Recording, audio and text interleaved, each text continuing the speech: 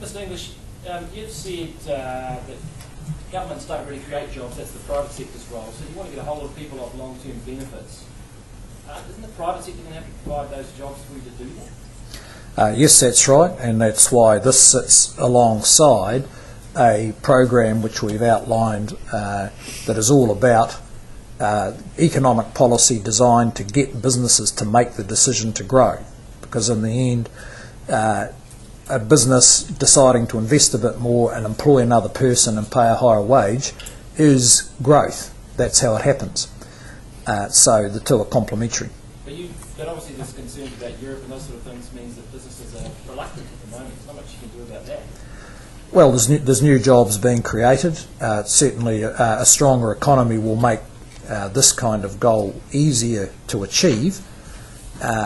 But if the economy is going to be on reasonably moderate growth, it doesn't mean we're going to give up on people who are long-term on welfare. As they point out here, there's on the job seeker, the job support payment will be something like 78,000 people who've been on it for more than a year, and that's a lot of people. So we have the choice of really focusing on shifting that number or saying it's too hard because of what's happening in Europe, and we're going for the first option.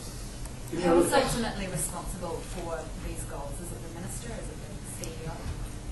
Look, I think it's a combination. From the CEO's perspective, it'll be written into the performance contract, and it'll be one of the factors that the State Services Commissioner will look at when they go about the performance review of the Chief Executive. From the Minister's point of view, again, it'll be one of the areas that I'll be holding them to account to. So I have 6 monthly performance reviews with my ministers, and it'll be included as part of that, and we'll be tracking it on a sort of real-time basis as and when this information comes available. So if we're not seeing a decline in a target area we've got, or an increase, depending on which target we're talking about, then we'll be asking the hard questions about why.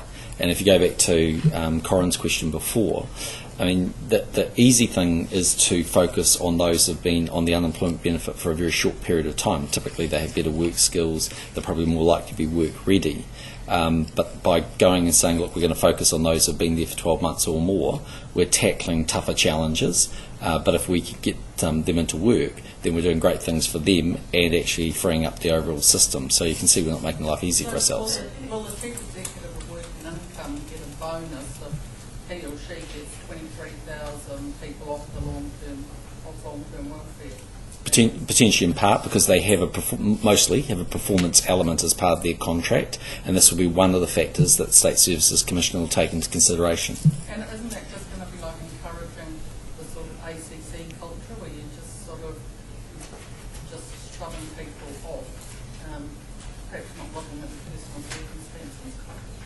Well, everyone can have a different view, but my view of it is there's nothing wrong with spelling out very clearly to a Chief Executive what your expectations are, and for there being some alignment with achieving that objective and financial performance and financial payment. So what would be wrong in the case of ACC would be if long-term claimants were being moved off their ACC compensation unfairly or inappropriately as it's spelt out in the law.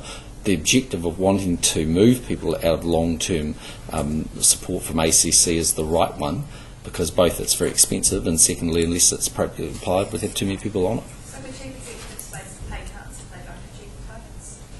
Or probably around performance, potentially yes, but like I say, it's one of the factors. And could that then trickle down to other people in departments? It could do, but I mean, I think in reality what's going to happen here is we've now got 14 very bright lights shining on these targets. And what is going to happen is that I suspect that the Minister, the State Services Commissioner, and myself as Prime Minister are going to be monitoring what's happening there and focused on those targets. And we'll be asking the hard questions. Now, whenever you measure, monitor and report on something, you're much more likely to get better outcomes. So I'm pretty sure people will be focused. Can you elaborate a bit on when you said public sector CEOs will be given a bit more freedom in reaching these targets? Does that mean they have a policy, or what do you mean by that? Well, there's a set of legislative changes that are coming through, and what they're consistent with the approach the government's taking, and in some ways are just legislating what is the growing practice, and that is to encourage people to take a longer term point of view and to have more responsibility for the day-to-day decisions about how they achieve the results. Traditionally, the government's been locked very much into an annual cycle. Now, if you're trying to lift NCA results, from 68 to 85%, that's a long way.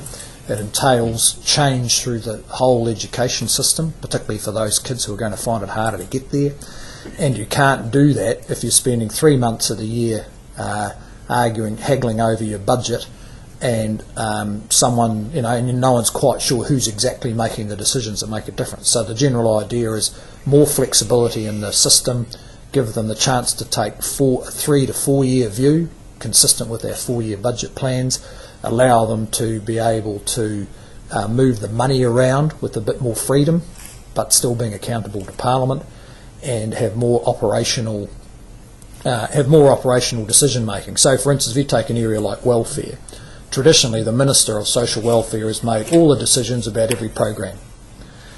Now, when you've got an $8 billion spend and you've got 300,000 people and they've all got individual circumstances, that has turned out to be not a very effective way to get the kind of change you need in real time to make a difference to people. So a few more of those decisions should be made, some of them right up at the front line actually, instead of in ministers' offices, and some of them by chief executive instead.